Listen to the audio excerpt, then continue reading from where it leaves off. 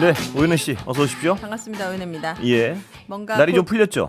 제 옷을 보면 곧 봄이 오고 있다. 아, 그렇습니다. 이런 생각이 드시죠? 봄이군요. 날이 곧 따뜻해지고 있습니다. 예. 색깔은 뭐 봄이 오고 있다가 아니라 봄이 왔습니다 이미. 전 예. 미리 준비하는 타입입니다. 아, 그래요? 대한민국의 봄을 예. 준비하면서 예. 핑크로 준비했습니다. 예, 대한민국의 봄도 미리 왔다고 생각하겠습니다 그냥. 아, 제 마음은 약간 그런 편입니다. 알겠습니다. 네. 자, 마음이 3일 그러시다니까 제가 기쁩니다. 예. 제 행복의 비결입니다. 아, 네. 예. 3186님께서 박수 안 쳤다고 계엄한 사람이나 수업 배제했다고 아이를 죽인 사람이나 전부 경악을 금치 못하겠습니다. 우리 사회는 어디로 가고 있는 걸까요? 예. 아, 조금 이따가 그 사건에 예. 대해서도 이야기 나눠보도록 하겠습니다. 케이트님께서는 선생님들이 다 그런 건 아닌데 물론이죠. 아유, 이거야 불신이 뭐 생기는 예. 것 같다 속상합니다. 맞습니다. 선생님들에 대한 불신이 뭐 이건 그런 건 아니고요. 하여튼 돌출적인 이 비상자에 의한 이 엄청난 비극인데 네.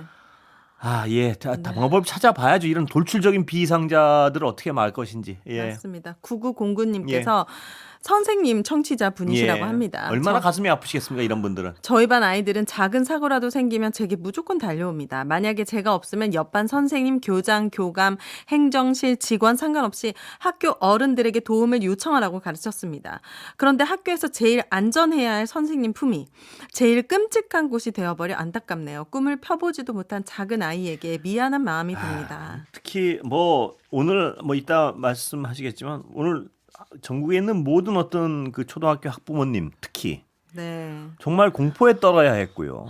네, 이 또 전국에 계신 모든 교사들은 얼마나 이 부르르 떠셨겠어요. 이런 어떤 소식에 아까 말씀드린 걱정에. 네. 예, 그렇습니다. 8108님께서는 교육 현장에서 차마 말을 꺼낼 수도 없는 일이 발생했습니다. 근본이 무너지는 사회, 우리는 도대체 어떤 세상에서 살고 있는 걸까요? 개인적 어려움이 하찮게 느껴질 만큼 이상한 시절을 살고 있다는 것이 참담합니다. 예, 방법을 찾아야죠. 예. 맞습니다. 예. 이 피드백 타임에서도 또 앞에서도 다뤘지만 대전의 한 초등학교에서 교사가 학생을 흉기로 살해하는 충격적인 사건이 발생했습니다. 저도 이제 올해 아이를 처음 초등학교를 예. 보내는 학부모가 되는 입장에서 아이고, 참. 이 뉴스를 봤을 때 약간 믿기지가 않더라고. 처음에 이게 우리나라에서 학교 안에서 그게 일어난 일이라고? 우리가 우리나라에서 일어난 너무나 많은 비극들이 많았잖아요. 네.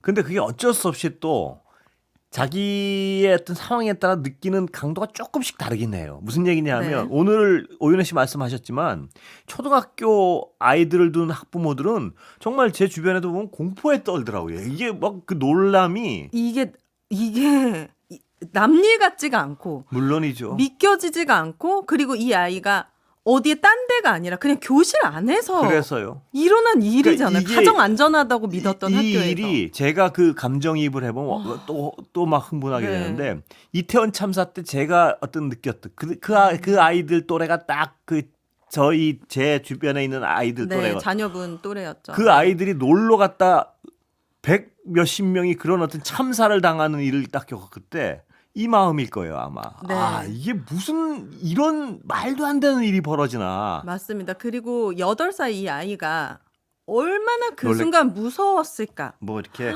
정말 그 모든 것들이 이입이 되고 그리고 사실 너무 잔혹했잖아요, 범행이. 아이고, 그래서 이게 언급하고 계획 범죄가 아닌가 이런 칼 같은 거를 뭐 미리 준비했다는 거 아니에요. 그리고 마지막 남은 불특정 다수를 노린 거잖아요. 마지막에 하교하는 아이를 골랐다. 이렇게까지도 얘기를 했거든요.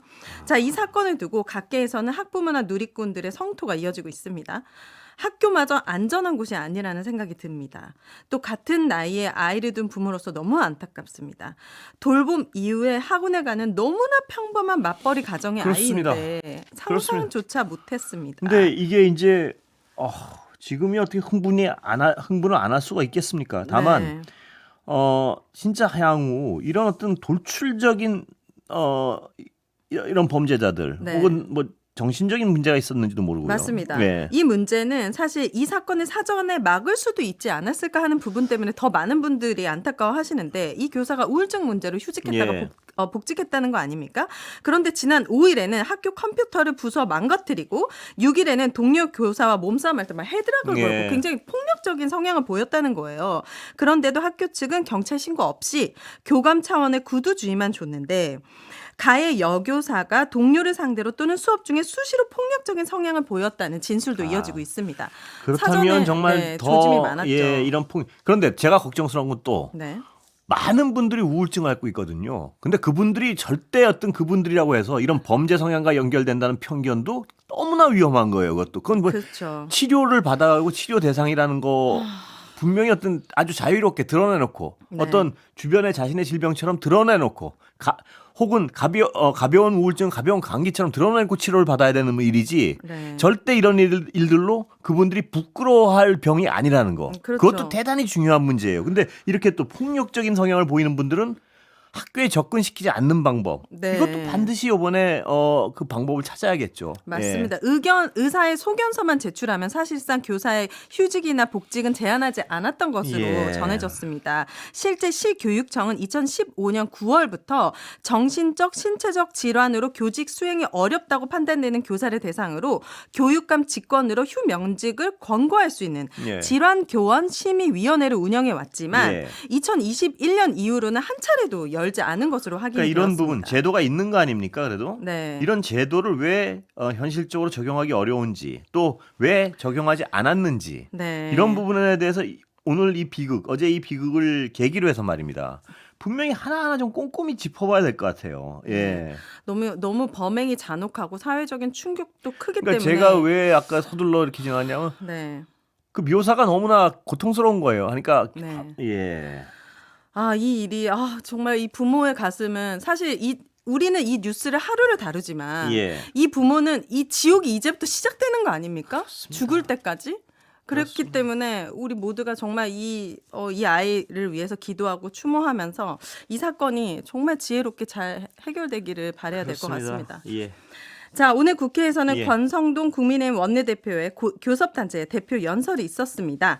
다시 한번 힘차게 전진하자 대한민국을 주제로 한 연설이었는데 여기서 여당 대표임에도 불구하고 예. 이재명이 19번, 민주당이 45번이나 등장했다고 하는데 직접 들어보고 오겠습니다.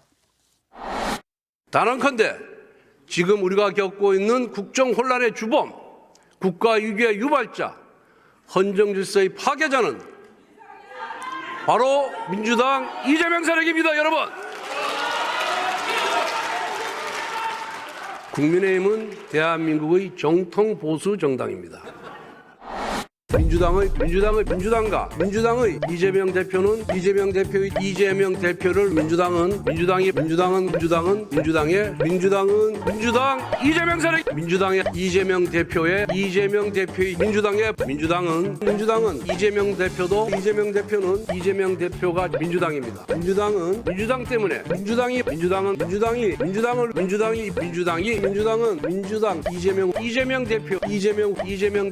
이재명 대표와 민주당이 이재명 대표가 민주당과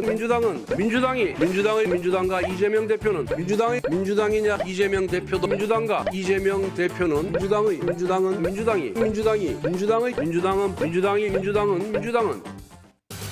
와, 이거 편집하시는 이 정도면은 권성동 원내대표는 민주당을 너무 애정하고 이제 막 좀 오고 싶어서 지금 약간 러브레터 보내는 느낌 아닙니까? 이재명 대표 민주당 이렇게? 이게 참 대단하네요. 근데 이해는 또 돼요. 뭐가 이해되는지 그래요? 아십니까? 어떤 부분이 이해가 되시죠? 저는 1도 이해가 안 되는데.